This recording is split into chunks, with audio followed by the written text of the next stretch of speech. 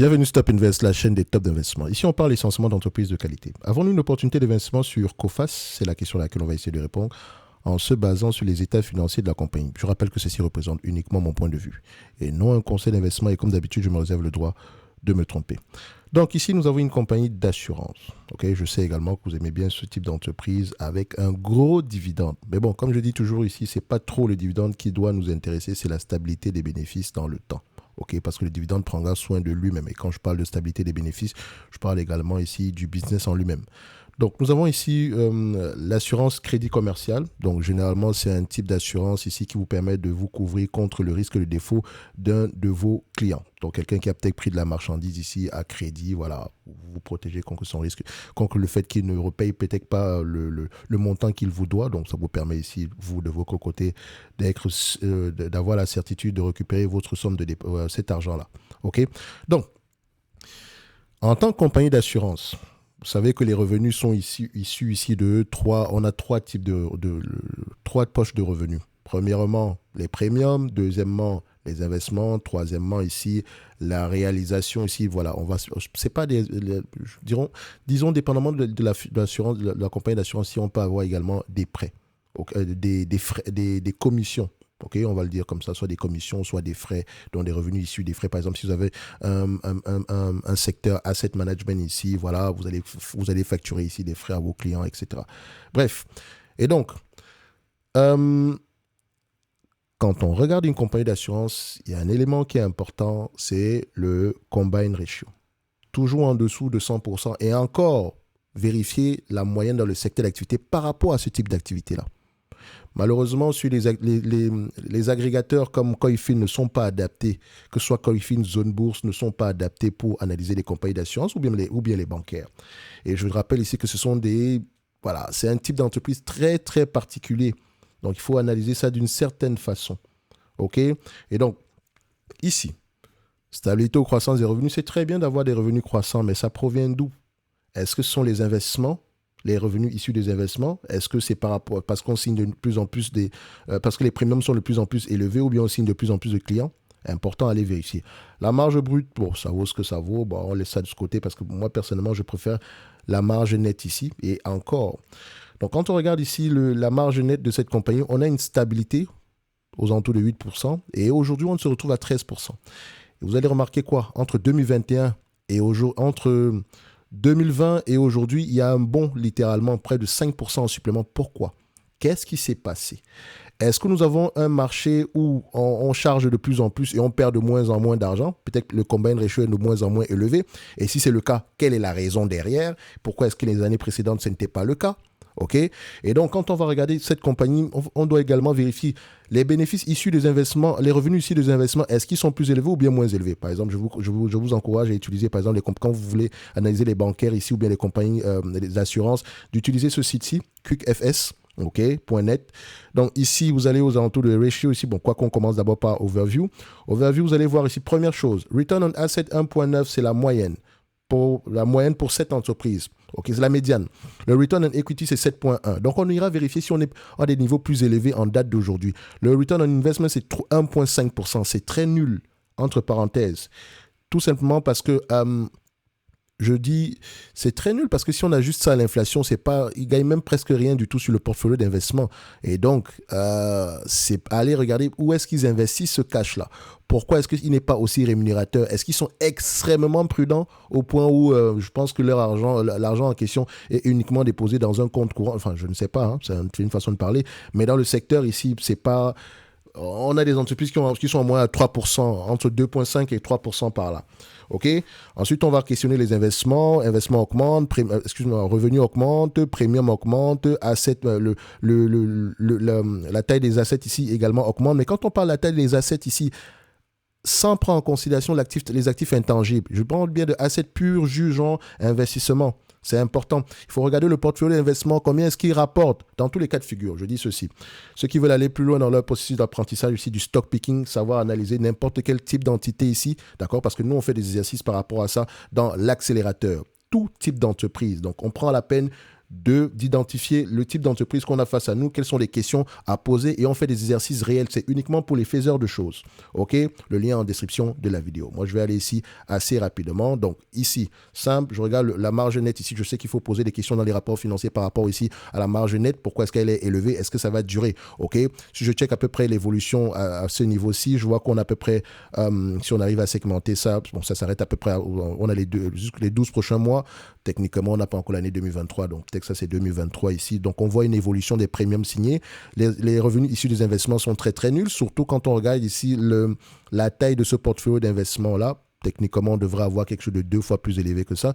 Donc, quand on regarde ici la taille du portfolio d'investissement, on est aux alentours ici des 3 milliards. Donc, pourquoi également cette compagnie a ce segment-ci? C'est recevable ou bien c'est important d'aller vérifier qu'est-ce que ça implique? Peut-être que c'est dû à la nature de l'activité de ce business-ci. OK, il faut faire attention. Peut-être que c'est vu qu'elle assure à peu près des comptes recevables. D'accord? Donc, elle assume ce risque-là. Donc, ça peut être un animal, enfin, quand je dis un animal, ça peut être un type d'assureur un peu particulier. Donc, il faudrait jeter un œil à cet élément-ci. OK? Donc, généralement, si c'est un compte recevable, les comptes recevables, généralement, c'est sur 12 mois. Donc, peut-être qu'elle ne peut pas se permettre d'investir au-delà, par exemple, de 6 mois le cash qu'elle a présentement en compte. Donc, ce qui veut dire ici que ça pourrait justifier les taux d'intérêt actuels. Et je n'ai pas encore lu un rapport financier de Coface, mais c'est le raisonnement que je tiens présentement. D'accord? Juste en regardant les chiffres. OK? Parce qu'on ne va pas juste se limiter à une analyse fourre-tout, genre bénéfice net marge, etc. Non. Il faut regarder derrière les marges. Quel est le raisonnement derrière les marges? D'accord? Est-ce que ça va durer? Pourquoi c'est à ce niveau? On a un ensemble de questions à poser. Bref, quand on revient ici au niveau de l'évaluation, qu'est-ce que ça donne? Donc ici, je dis bien si, d'accord? Les marges actuelles sont durables, parce que je vois ici que les premiums augmentent, etc. Vérifier le combine ratio, quelle est l'évolution, est-ce qu'il diminue de plus en plus, si oui, pourquoi, est-ce qu'il augmente de plus en plus, si oui, pourquoi. OK? Au-delà de ces éléments-là, qu'est-ce que l'entreprise fait avec ce cash-là? Combien de fois les bénéfices le marché paye généralement pour ce genre d'activité? Idéalement, sur ce genre d'activité, il faut payer les actifs, il faut payer généralement un prix qui se rapproche des actifs tangibles nets. Et comme vous le voyez ici, les actifs tangibles nets ici sont affectés massivement, sont majoritairement affectés par les recevables et le portfolio d'investissement recevable, ici, c'est du quasi-cash. Ça ne veut pas dire que vous allez récupérer tout ce cash-là. D'accord? Donc, ici, on a à peu près 1,880 milliard, d'accord? Par rapport au prix actif tangible net par action, ça donne combien? Idéalement, c'est le prix que j'aimerais l'acheter aux alentours des 12 euros. J'ai bien dit idéalement 12 euros, donc aux alentours de ces actifs tangibles nets. Et encore en favorisant ici une entreprise qui a tendance à augmenter le volume des actifs tangibles nets ici. OK? Et donc, quand on regarde le marché lui-même, il paye généralement combien pour ses actifs tangibles nets? OK? Ici, on remarque que le marché paye généralement aux alentours de une fois les actifs tangibles nets. Actuellement, c'est 1,1. Donc, peut-être que nous sommes à un niveau un peu élevé ici. Mais attention, c'est toujours à prendre en considération avec le bénéfice net. Parce que qu'est-ce qui fait gonfler les actifs tangibles nets ici? C'est l'augmentation ici du bénéfice net, moins le dividende. OK? Parce que si l'entreprise paye un gros dividende ici, le bénéfice, l'actif tangible net ici n'augmente pas énormément. OK? Si l'entreprise ici ne paye pas de dividende du tout, l'actif tangible net aura tendance à augmenter très rapidement. Donc, il faut également regarder le return on equity. Quoique le return on equity, c'est sur le book value, donc à savoir l'equity. OK? Donc, quand on a à peu près du 11%, si on l'ajuste par rapport à l'actif tangible net qui est généralement moins élevé que le book value ici, vous aurez à peu près un rendement plus élevé que ça. Donc, moi, j'aime bien que c'est une bonne chose que le return on equity soit supérieur à 10%. Mais n'oubliez pas également qu'on gagne beaucoup d'argent depuis 2021. Ça peut également tant qu'on ne connaît pas la raison derrière, on ne peut pas sous-entendre que ça va durer pendant longtemps. OK? Faites attention. Maintenant, du point de vue évaluation, ça va donner quoi? On va prendre l'évaluation par rapport à ce qu'on a en date d'aujourd'hui. Le marché paye généralement combien de fois les bénéfices pour ce type d'entreprise? On va l'ajuster par rapport aux 12 prochains mois ici, histoire ici d'affiner tout cela. Donc, on a à peu près aux alentours de 10 fois les bénéfices. Ça ne m'étonne pas, c'est un peu normal dans ce secteur d'activité. 10-15 fois les bénéfices grand max et encore quand vous avez une croissance très, très élevée. OK? Donc, et si on applique justement ce multiple de valorisation-là, je viens ici sur Coface à 10 fois les bénéfices, est-ce que c'est un business prévisible? Compagnie d'assurance prévisible, Ça va dépendre des sinistres, hein, on ne sait jamais, d'accord? Surtout que pour ce genre d'entreprise ici, le risque est très élevé, surtout en période de récession, d'accord? Donc faites attention dans le sens où, vu qu'elle assure ici, c'est du crédit commercial ici, donc vu qu'elle assure vraiment les recevables ici, techniquement, si on arrive à une période difficile, on aura de moins en moins de clients qui auront tendance à payer pour leurs recevables. On ne sait jamais. Donc ici, il faut être prudent. Donc on ne paye pas plus de 10 fois les bénéfices. Et encore, si on extrapole un tout petit peu, vaut mieux prendre ici la moyenne. Ok, bon, je vais faire simple, hein. Ne prenons même pas en considération l'activité actuelle. Bon, voilà, on va se dire, si on exagère un tout petit peu, on peut être aux alentours de 1,5 milliard. Mais si on se fie au goût du jour, si on se fie au chiffre actuel et qu'on se dit qu'on va à peu près rester sur cette moyenne-là dans le futur, on sera à peu près à 16 euros par là. J'ai divisé 1,5 milliard divisé par le nombre d'actions ici, vous allez trouver le chiffre. Mais si on prend à peu près la moyenne ici, enfin ce qu'on dégage en date d'aujourd'hui, plus les estimations, on sera à peu près aux alentours de 16 euros. Ok, 16 euros par rapport au prix actuel, voilà, on va se dire que c'est correctement évalué. Idéalement, également, on devrait prendre en considération le niveau d'endettement. Et comme je le dis toujours ici, ne prenez pas la dette nette sur les entreprises pareil. Prenez le niveau de dette, le volume, d'accord, total dette. Ici, on a 3 milliards. C'est bizarre ça, 3,7 milliards de dette. C'est trop. Attendez, mais ça, c'est extraordinairement élevé. 3,7 milliards de dettes. Alors là, c'est... Donnez-moi juste un instant, je prends ça. On va aller regarder balance sheet. Ah, ok. Donc, disons que la dette est peut-être moins élevée que ça parce que ça peut également prendre... Il y a également peut-être d'autres éléments à prendre en considération ici. Ici, je vois d'autres dettes à long terme, 1,741 milliard. Ok, déjà 1,741 milliard par rapport à ce que l'entreprise dégage du point de vue bénéfice net moyen.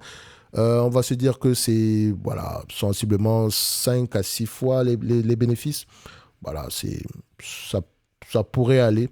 Ok, mais quand on va lire les rapports financiers, on doit aller vérifier le niveau de dette nette réel ici. Le niveau de dette nette réel, donc à savoir, on prend le volume, on prend la dette totale moins le cash qu'on a présentement en banque. Ok, donc en la prenant ici à 10 fois les bénéfices, ne prenons pas en considération la dette, mais on sait quand même que le niveau de dette net est assez élevé. Donc c'est pour ça qu'on va questionner la politique d'allocation du capital et on arrive au niveau du dividende. Avant même d'arriver au niveau du dividende, le nombre d'actions ici, est-ce qu'il augmente ou diminue? C'est une entreprise qui rachète ses actions, c'est très bien. Mais maintenant, combien est-ce qu'elle réserve pour le versement du dividende? On met ça ici. Comme un dividend pay. Je vois ici qu'en moyenne, on est aux alentours de 80 millions, mais depuis 2022, on s'est amusé à payer un peu plus que ça, 200 millions. Est-ce que ça va durer? Par rapport aux estimations ici, les analystes ne s'attendent pas à ce que le dividende reste à ces niveaux, et moi, je ne suis pas d'accord à ce que le dividende reste à ces niveaux. Parce que, ici, le niveau d'endettement qu'on a, vaut mieux rembourser cette dette-là, histoire de renforcer le bilan financier. Ok, je ne dis pas que c'est une entreprise qui va faire faillite ou quoi que ce soit, mais payer un si gros dividende, je pense que c'est un peu trop élevé. Idéalement, j'aimerais qu'on paye. Si j'achète cette compagnie-ci, je sous-entends que le dividende actuel est trop élevé. Et donc, moi, je vais avoir tendance à l'ajuster en conséquence. Donc, ça sera aux alentours entre 50 centimes et 1 euro. Ok, probable, entre 50 centimes et 1 euro. Et la différence ici, au cas où on gagne beaucoup d'argent, vaut mieux racheter des actions, et soit racheter des actions de manière ponctuelle ou rembourser la dette. Ok, c'est ce que je veux. Et donc, le 9% qu'on me donne aujourd'hui, ça ne m'intéresse pas beaucoup. Quand je dis ça ne m'intéresse pas beaucoup, idéalement, oui, qui refuserait 9%? Mais si ça fragilise le business, je ne suis pas très d'accord. Donc, ici, priorité, remboursement de la dette. Deuxièmement, ici, paiement d'un dividende aux alentours entre 0,5 et 1 euro par action. Troisièmement, ici, rachat d'actions de manière ponctuelle. C'est ce que je veux voir dans cette compagnie. Et donc, en lisant les conférences, en écoutant les conférences call, en lisant les rapports financiers, je veux que le management me mentionne, je veux questionner le management par rapport à la politique d'allocation du capital. Et non juste prendre le 9% et se dire, ah oui, dividende élevé, etc., c'est bien, je rachète. Non. C'est le meilleur moyen ici de payer de l'argent à long terme. D'accord? Donc, juste en regardant ceci, on sait déjà quel genre de questions on va avoir tendance à poser. Ok, et ce n'est que mon point de vue et non un conseil d'investissement. Je sais que la plupart des gens qui achètent du COFAS n'ont jamais lu un rapport financier, parfois ne savent même pas comment analyser ce type d'entreprise-là. Et ce n'est pas, je dirais ici, c'est comme on commence tous par là. Mais si vous voulez investir à long terme, parce que c'est facile de dire j'investis à long terme, mais le long terme, c'est une succession ici de variations à court terme. Et donc, il faut déjà survivre à court terme ici. Et à court terme, il y a beaucoup de choses qui peuvent arriver. Beaucoup. Donc, on va dire ici que oui, mais 10 fois les bénéfices, c'est moins cher, mais peut-être ici, pour cette compagnie, c'est même déjà assez élevé.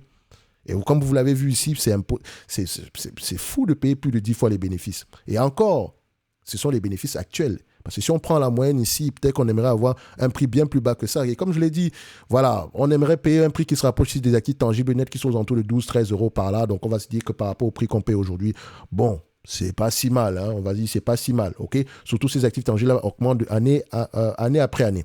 Bref, comme je l'ai dit tantôt, pour ceux qui veulent monter en compétence, mais surtout en confiance dans leur processus d'apprentissage ici en stock picking, le lien en description de la vidéo et à savoir l'accélérateur pourrait vous intéresser, ok?